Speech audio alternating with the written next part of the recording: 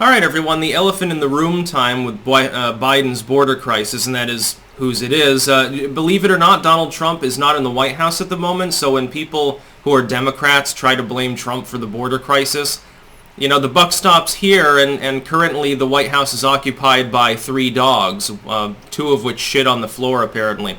But link in the description, and this is actually far worse than initially I thought. I thought that the Overflow Facility in Donna, that's the specific subject of the Twitter thread there, I thought it was like 4 or 5 times overcapacity.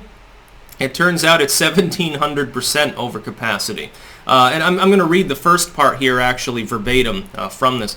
Reporters toured the temporary border facility in Donna, Texas today. Again, a place that I lived briefly actually.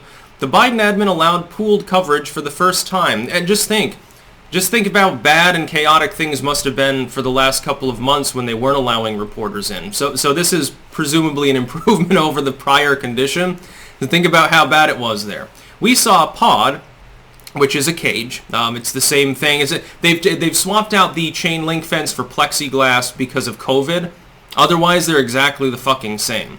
We saw a pod designed for 32 migrant children under CDC guidelines, now holding 615. So in other words, during a pandemic, you are literally cramming kids in like sardines, and then taking longer than is even in some cases legally allowed to process them, by the way.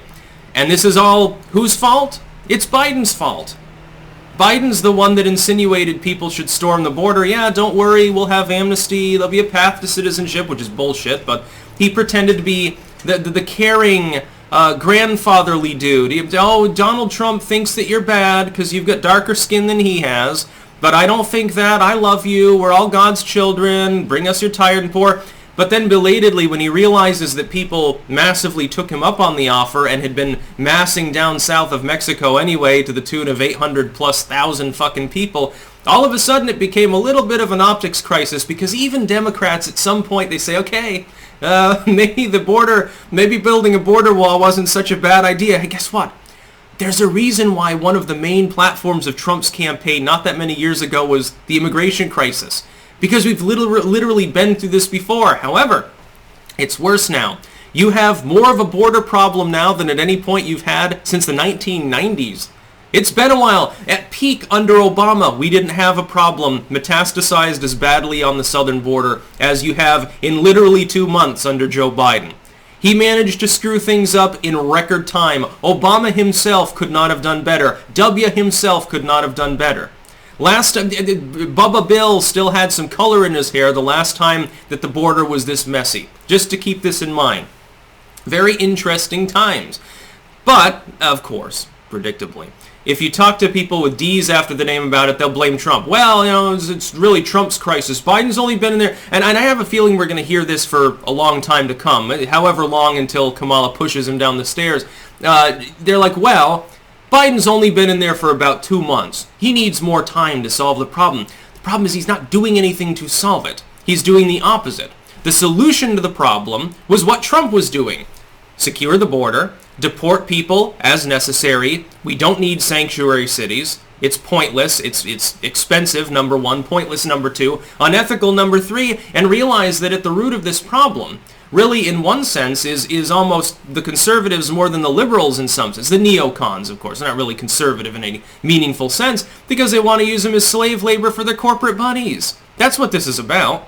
They want to have a class of people that are in the country. They can be here and pay taxes, but they can't vote. They can't get a gun. They can't run for office. They can't do anything other than give us money.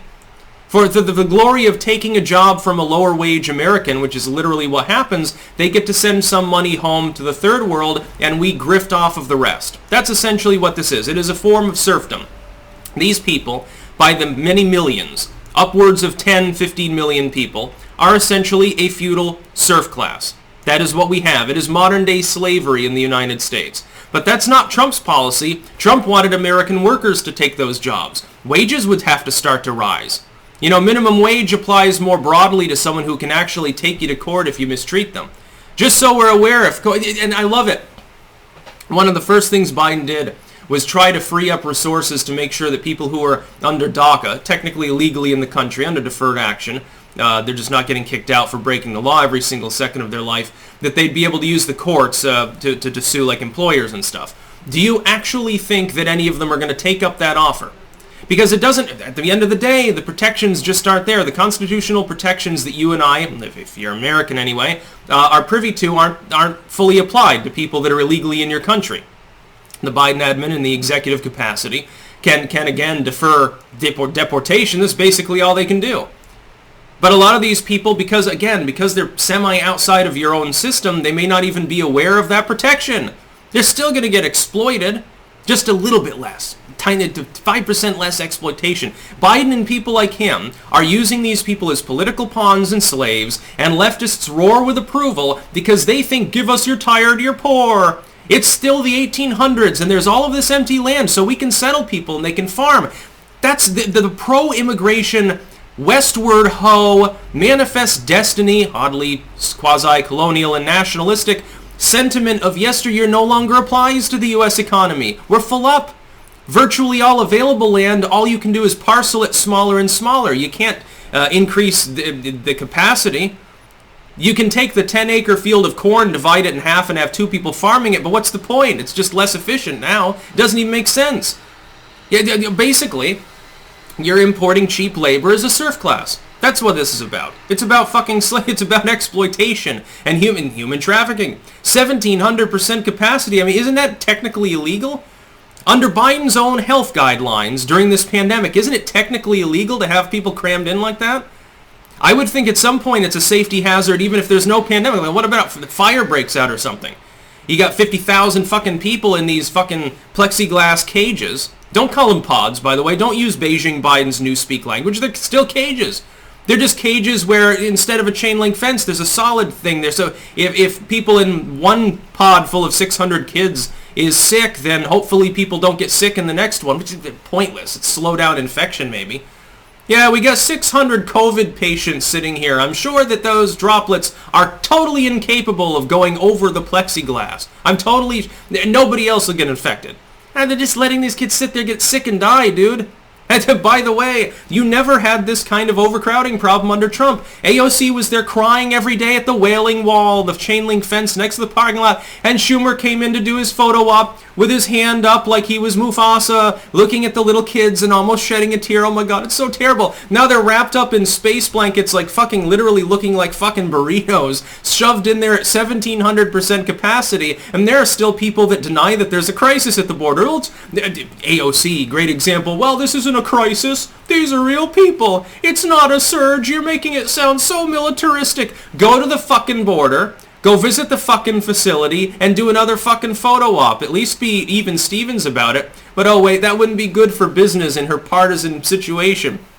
It's horseshit is what it is. Democrats don't care about these kids. Or about anything. Notice they always fixate on the kids. They never want to talk about the fact that there are, literally like 100,000 adults being held in facilities at the southern border. Fuck the adults, they say.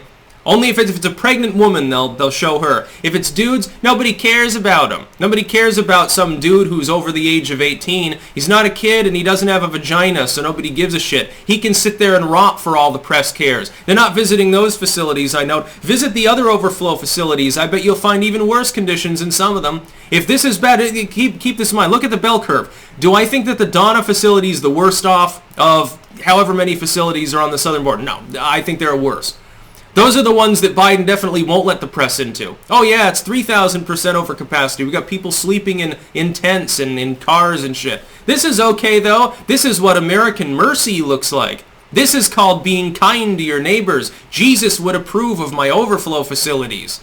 My concentration camps, where I temporarily detain the serfs before injecting them into random communities around the United States, where they're going to face xenophobia from everyone because they're simply not economically capable of supplying jobs for them, and they're going to end up on welfare. Yay! This will be great for race relations, it'll be great for wages for low-end U.S. workers, and it's so great for the children. Look at them, how happy they are in their space blankets. This is Joe Biden's America. Yeah, don't say that we didn't warn you. That's about all. Peace out.